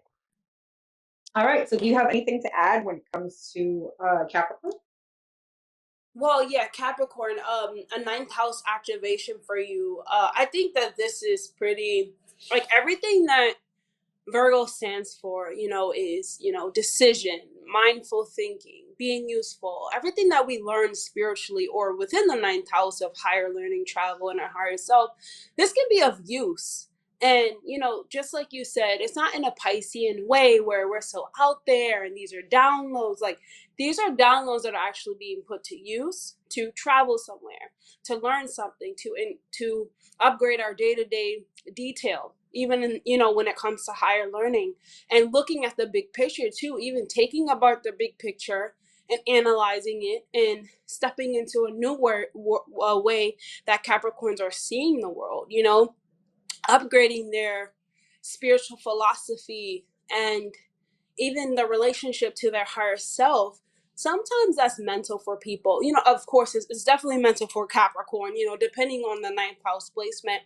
But there's a conversation that, even when it comes to like meditation, even telling us to do certain things, it's like our mind is taking us on a journey. And I think that Capricorn can go on a physical journey, a mindful journey, but one that is just, that invokes spiritual awakenings that are meaningful, you know, meaningful to go to take the next step, to go somewhere else, even when it comes to like being more disciplined with what they believe and if it's actually working.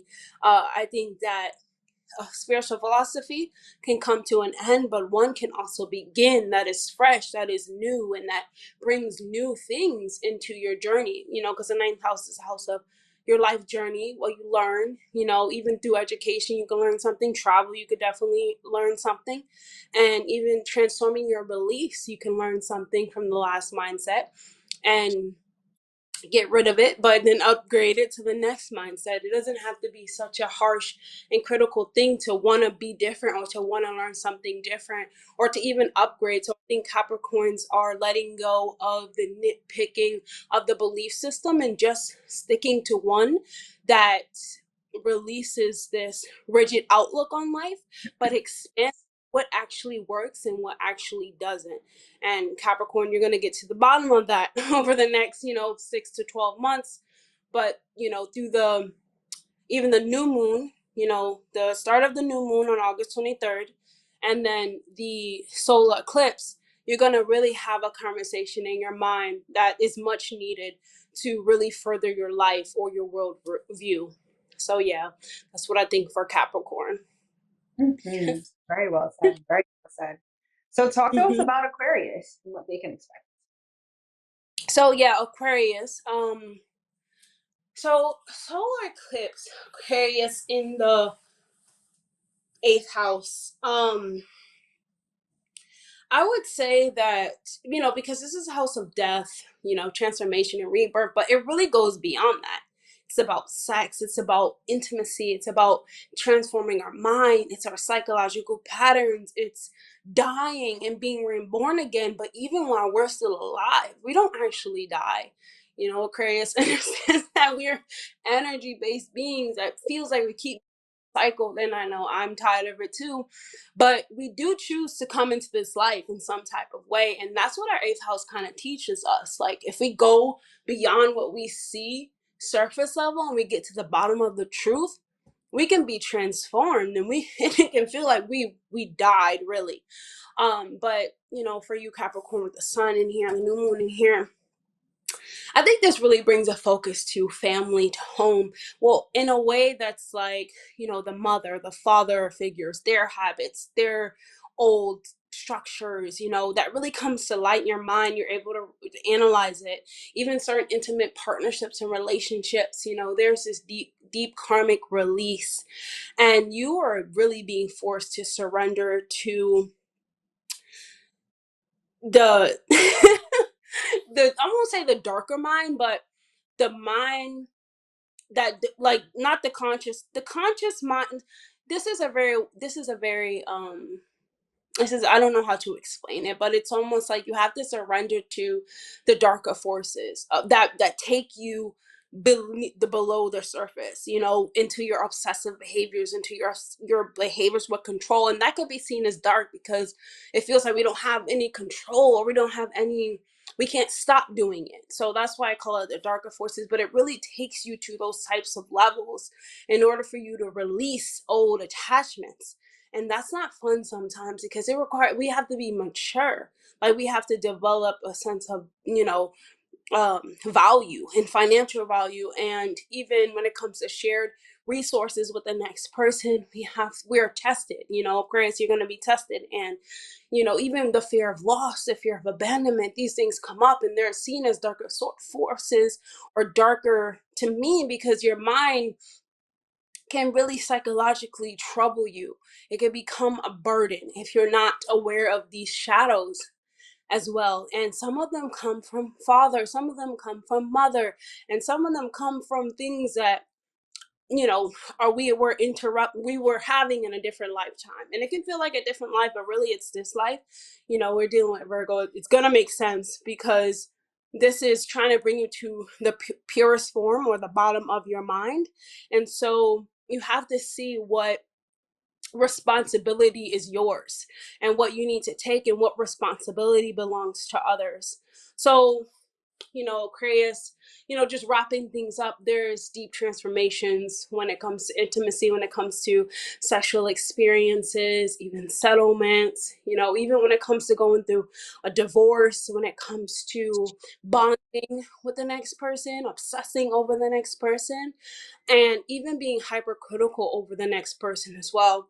And I won't say that it's so harsh, because it is a solar eclipse, but to have the mind being activated so much like that, and this is a water house of emotion, it takes you for a loop to you're like, wait, I'm really like crazy, or like I'm really not crazy, but I'm like, I really do that. You will destroy and take apart something, or really can destroy someone with just me talking. Like, is that actually a good thing? Even if they do it to me, even if I learned that, did I learn that from somewhere? And it just takes you on a loop of, okay, I gotta let this go, and then you have to forgive yourself, and then you have to re reevaluate your mind in order for it to in order for it to develop. And I think that you just have to take responsibility for what's yours, what you said, and what, is the next thing. And this is the house that teaches you lessons, and you evolve from this and you become better in the next life. Well, it's still this life, but I'm telling you, it just feels like another life when you're moving on and transforming, because you don't go back. In the eighth house, there's nothing to go back to, it's destroyed. So what do you think about Aquarius? So yeah, the eighth house is the house of breakdowns and breakthroughs, and Mm-hmm. there is this very deep level of transformation that you definitely just enumerated, and there's also a more sort of surface level of it when it comes to debt and other people's money. And so this could be an eclipse that is really getting you to perhaps set boundaries when it comes to money that you share with others, or just really great opportunities to get your debt in order.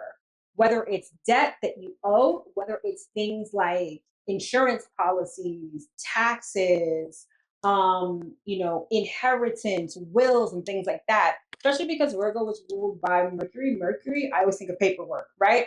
So this could be a time where you're really just getting your finances in order, specifically finances that you share with other people. And remember, I said it's a breakdown to receive a breakthrough.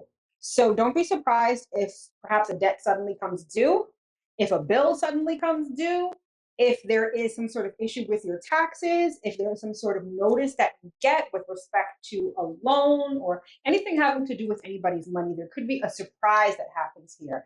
And it's not a surprise. I mean, those kind of surprises never feel good, right? But they bring your attention to what needs healing, what needs organization, what needs amelioration. This could be the perfect opportunity that the universe has given you to get your debt in order.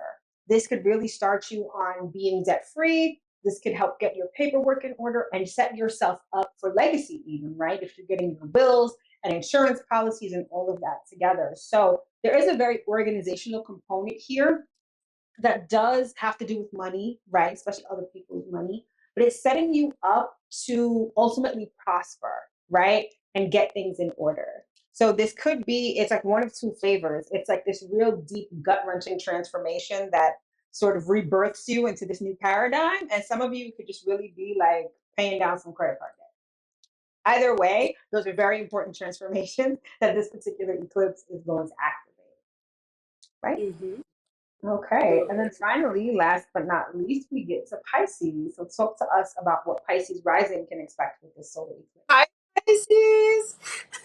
I love Pisces. Okay, eclipse. so I mean, you already got hit at the you already got hit by an eclipse at the beginning of the month, and now the balance of your chart, which is your seventh house, balancing you out, you get hit again at the end, and solar eclipse in Virgo in your natal seventh house. Um, and opposing Saturn within your first house as well. There's a North Node in there, but K2 and the South Node are in Virgo as well. This is a lot about destiny and a lot about fate, as we talked about in the lunar eclipse video in Pisces. However, with the solar eclipse, this has to do with other people. What are you letting other people do to you, say to you, and who are you around? Like, what type of like contracts are you building with the next person? You know, even when it comes to karmically, like, are you truly fulfilling your role? Are they fulfilling their role?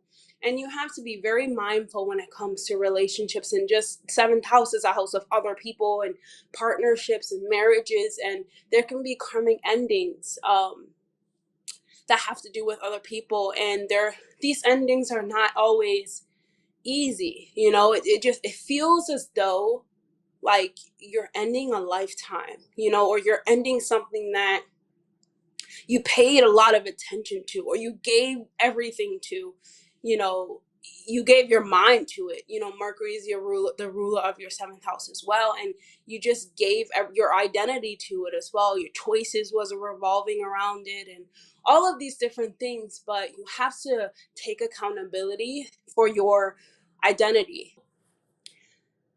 When we talk about the seventh house of other people, Pisces, we have to pay attention of like how we attach ourselves to them, and how much criticism and how much we let them get into our minds. And, you know, as I always say, Pisces, it has a very fertile mind. It can, you know, it's a mutable sign, it can be adjusted. And, you know, Virgo is that sign that can be micromanaging. You know, you can have been in micromanaging relationships. What are you doing? Why are you not doing this well enough? And it just feels like someone is trying to control your every aspect of your life, but you have your own authority, especially with Saturn going back into your sign. It's going to make you realize, like, no, you are your own authority, and you have to understand self mastery. You have to grow personally, and you also have to mature, and your maturity is going to impact your relationships as well, or even how you connect to people. And, you know, letting people think that you have to fix yourself, or you have to be fixed, or you have to continuously need to, you know, adjust, or things of that nature. You have to, you know, let go of these tendencies. Or if you, you know, you have to let them go within yourself, but you may have to let other people go as well, because those things, they don't come with you. You know, people like you for who you are, Pisces, and Pisces is forever changing. You know, you are influenced by that energy, most importantly, so you don't know how much it has, you know, made your mind wander and keep readjusting and all of these things, you know, that your mind can do, or Virgo can make your mind do. It can really, I won't say mess with your mind, but it can make you thinking those things about yourself, or you have been thinking those things about yourself for years, or however you've been entangled with the next person, and now it's the time to, you know, get serious. Or you can experience a breakup, you can experience an engagement, you can experience, you know, even a marriage shifting in some type of way. But it all has to do with the solar eclipse. Now it's other people. The other people are mirroring back to you what you allow, Pisces. And I tell you that things are going to change drastically when it comes to relating to other people. So what do you think, Mel? Beautifully said. And yeah, it's about sort of not putting up with certain things anymore, right? Like Pisces is so boundless and it's so plentiful, right? And when you put that energy and you oppose it with Virgo, Virgo is very much about boundaries. And the beautiful thing about relationships is that they are a reflection of us. And so if what you're experiencing is not to your liking, there's a Virgo solar eclipse can allow you to course correct in real time and then see that course correction reflected right back to you in your relationships. So it's time to focus on the less spiritual side of things, right? The spiritual bonds of your relationship and that very high level esoteric nature to things, and get down to the fine details. This isn't so much about, oh my gosh, I love you so much and we have this spiritual bond. It may be, I need you to take the garbage out repeatedly. Like, I really need you to hold up your end of the bargain when it comes to the chores that you do on a regular basis. There's a Mm-hmm. certain, perhaps, holding people's feet to the fire that this particular solar eclipse is energizing and activating within you, which could feel very difficult, right? Because that's not necessarily within your nature. Even though Virgo is your seventh house and you're kind of designed to do your relationships in that way, this is like the universe is like, I need you to focus on this right now. And everything about this eclipse and this eclipse season is helping you to fine tune not only your relationships, but yourself in the process. And so everything I want you to look at it as, I don't want to say tests, but I do think that over the course of this month and a half, I think the universe is going to give you these opportunities to really set boundaries, to really revamp things, to really make order out of the chaos that your relationships may have. And it's not to say that your relationships are chaotic, they just may not be for the highest good of all people involved, right? There could be some tweaking, some improvement that needs to happen there. And the universe is giving you opportunities over this next month and a half to really do that and to really improve on those. But it's going to require you to step away from the, you know, high level love and high level. It's like, you know how they say everything happens for a reason? And when you're on your spiritual journey, you become very hyper aware of that. Even when something bad happens, you're like, I know why this happened. It happened for my spiritual growth and everything, which is great. But the opposition of Virgo is like, okay, I understand there was a reason for that, but it still hurt. It's still not in alignment with what we agreed to. It still deviates from the plan that we had set. And I need to express that to you. I need you to understand that. And perhaps we're both going through a mindset shift that's taking our relationship to the next level. And so, with Uranus in the mix with this grand air trine, expect the unexpected. So, like you said, right, there could be breakups, there could be separations, but there could be engagements, there could be moving in together, there could be new contracts being formed, or perhaps it's time to renegotiate or terminate a contract at this time.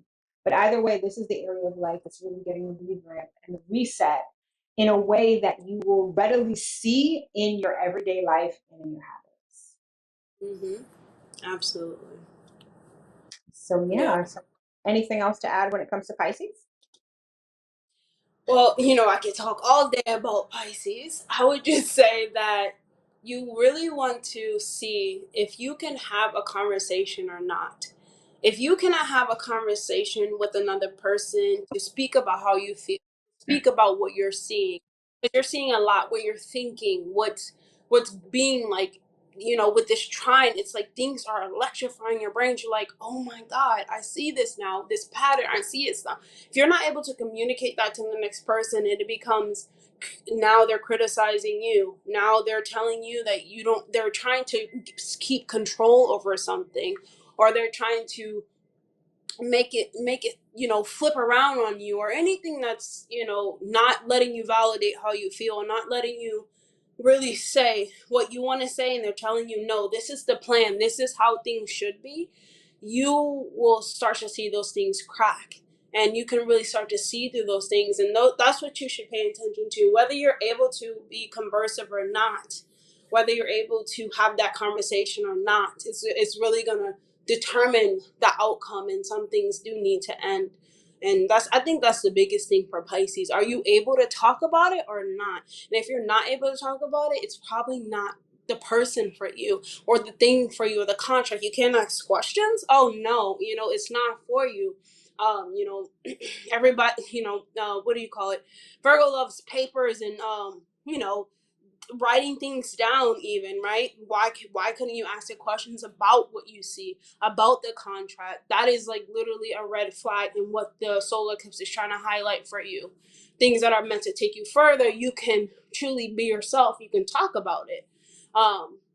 So yeah, if you're like someone is trying to keep your mouth shut, or you're asking questions about something that's not getting answered, that's a no. But it's gonna be quite clear for you, especially with the lunar eclipse that just happened in your sign. It's gonna be very clear for you, Pisces. And as I said, I can go on for the next 30 hours, but I'm not.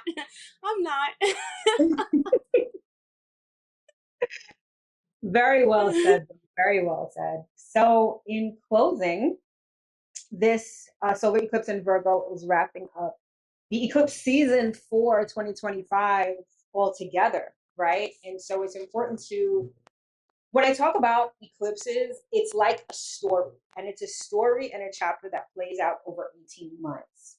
And so every time we have eclipses, these are inflection points, are climaxes in this story. And so you're going to want to pay attention to where Pisces and Virgo in your chart. This is where this story is taking place. And every time we have these eclipses, something gets added to that story. There's another chapter, there's another paragraph, right? And so with this particular story, it has a lot to do with, the details versus the bigger picture. It has to do with healing on all levels, whether it's spiritual or physical. It has to do with our reality versus our spirituality. And wherever this is happening in your chart, this is what's being activated at this time. So by the time we get to the solar eclipse in Virgo, we've really come full circle. And again, I feel like I'm beating a dead horse, but this real intense Virgo energy begins August 23rd. And it's this starting point, it's this inception point that culminates at this solar eclipse in Virgo. So by the time we're done with this eclipse and eclipse season for 2025, we have a whole new mindset that we're probably executing in real time in our lives via our habits, what we do on a daily basis, how we express ourselves, and how we think. So September is arguably a really important month. It's one of the more dynamic months of 2025 when it comes to change, transformation, things shifting. But again, by the time we wrap up eclipse season, I think we're all going to be remarkably different in a certain way. What do you have to say about this eclipse and eclipse season in general? Yeah, I mean, I think that, ultimately, just being a Pisces, just being who I am, I think, or just as an astrologer, and I think maybe you can agree as well, is like you truly have to live through these trends. Like you have to see what's going on when the solar eclipse is happening, or Mercury's in retrograde, even when we have this axis of Pisces, their north node, or the lunar eclipse, like you actually have to pay attention, like, to what's going on. These are lived experiences. And with the Virgo solar eclipse, its main goal, like its main desire, is to bring us this sense of being useful, like having useful tendencies to help the world, or to help, or to be useful to the world. Like we are alive for a reason, and with the North Node being in Pisces, and we have to really contribute to the world. And Virgo wants to be appreciated. Virgo wants to be heard. It wants to sort through messiness or sort through emotions. And even though Virgo struggles to get in tune with these deeper emotions, it really must know how. It must know why it's doing something. It must know everything in order to feel secure. And so we really have to look at this energy as, of course, it's that part of our charts are being activated, Pisces and Virgo. But when we're talking about Virgo, we have to look at that part of our chart, let it redefine us, let it reassess us, let it, burst us out of our shell, because, Virgo can be a little bit shy or reserved, but let it really teach us something. And this is how we develop through these eclipses, because they can be extremely life-changing. Eclipses, even though they happen, twice every year, something gets eclipsed off, gets invited in, and you're exposed to something, and when we talk about, the sign of harvest, this really is taking knowledge, taking skills, taking what happens to us, taking wisdom behind what we're doing daily. And as I keep using this word, being useful, because in this life, or even coming across this video, you want to use it for something. It has a meaning to it. And Virgo knows that. And, Virgo has this fear of failing, or has this fear of not being appreciated. But we won't be appreciated for everything that we put forward. However, Virgo understands its natural, like what it actually does. Like its greatest lesson in this life was to look at the bigger picture, and to, I won't say adjust to it, but attract all the details, attract all the small details, and make it into something bigger, into something that can change your life, their life, our lives. Like it's trying to change our lives and expand our lives, even if we don't know it for ourselves. Like Virgo has that tendency to really do things, with this quiet strength, because, underneath it all, it seems like it has this composed, sense about it, but really it's trying to do the best for all. And it can be very critical of the next person, but it's just improving. It wants to really improve. And we really have to look at this path of our lives and at the path of, you know, what Virgo is trying to bring of service, of sacred service, of health, of bringing order to things. If I offer, or a male offers me advice or offers me a workout plan or a lifestyle shift, this is going to change my life for the better. And, you know, vice versa. Anything that, you know, it's just a full circle, as, you know, Mo keeps saying. But truly, you have to live and understand these astrology transits, and solar eclipses are so big. And this one is so big when it comes to, you know, looking at your lifestyle, and it really wants to be helpful. It really wants to be useful so that you can get the most out of life. Virgo wants to get the most out of this life, and we got to get the most out of it because, you know, like we just have to get the most out of it, and we have to like nurture this world, or really nurse this world with intelligence, with thought out like precision, with thought out things like discipline and love. And that's the most, you know, best way to describe this energy, doing things with love. I'm telling you this because I love you, and the universe is literally, I'm telling you this because I love you. However, we can't be soaked up in love to where we got to do what's best for the next person. No, it starts with us doing what's best for us, purifying our body, our vessel, and then offering it to the world. That's going to really change, you know,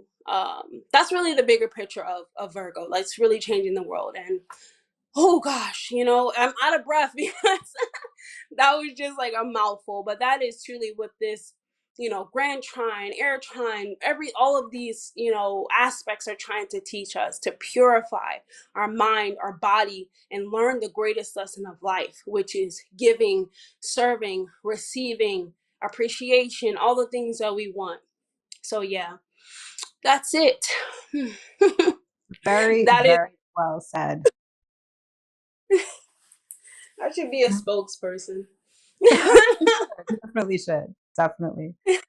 All right. So I guess that's pretty much all we've got for you for this upcoming solar eclipse. Like I said before, it's been a pleasure doing this video with you. I think that so many people are going to benefit from both of us and the knowledge and the insight and the perspective that we both bring to this. And I just hope you all have a great eclipse season and that you sort of take this information and use it, right? And come out on the other side of this improved, elevated, new goals, new mindset. Like, this is a complete reset. And so hopefully you guys use it as such. Yep. Happy eclipse season. Farewell. Exactly. So tell everyone where they can find you, like your socials, your website, all that good stuff. Oh, well, my YouTube and my TikTok is Soul to Soul by Goddess. SOL2, the number 2, SOL by Goddess. GODDESS. And my Instagram is Cody So Robinson. And yeah, but most importantly, my uh my channel is Soul to Soul by Goddess, and that's where you can find me the most with astrological updates. That's where you can find me really talking astrology. So yeah. And also, yes, I have a book. Oh my God, Mel, you you you got me talking. Also have a book for young astrologers as well. I think this book is really insightful, and so you can find that on Amazon. You know, you can find it on what do you call it, Barnes and Noble. It's truly on every website. If you just search up star signs for kid astrologers, Cody Robinson, it's on everywhere. Even moms can learn something from it too. That is amazing. And I will have links to all of that, all of your socials, your YouTube, the link to your book, all of that will be in the description box below. So everybody can check you out, show you some love, support you, because that is dope. And I love that you have a book for children for astrology, because the younger that you can start with astrology and learning, oh my gosh, this, you're so prepared for life, I think. So that's dope. I love that you have that. That's amazing. That's so Thank amazing. you. So you guys check her out, show her some love and support.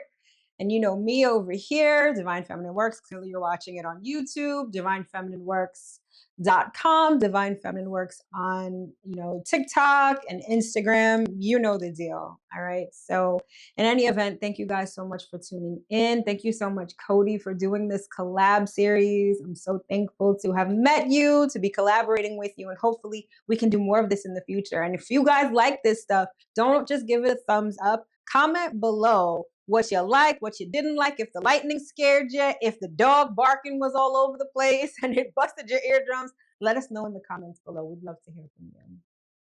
All right. Absolutely. Share this video with a friend and family member. I'm sure it Yeah, can be useful for them. exactly. All right, y'all. So take care. Happy eclipse season, and we'll see y'all in the next one. Au All revoir. right. Bye.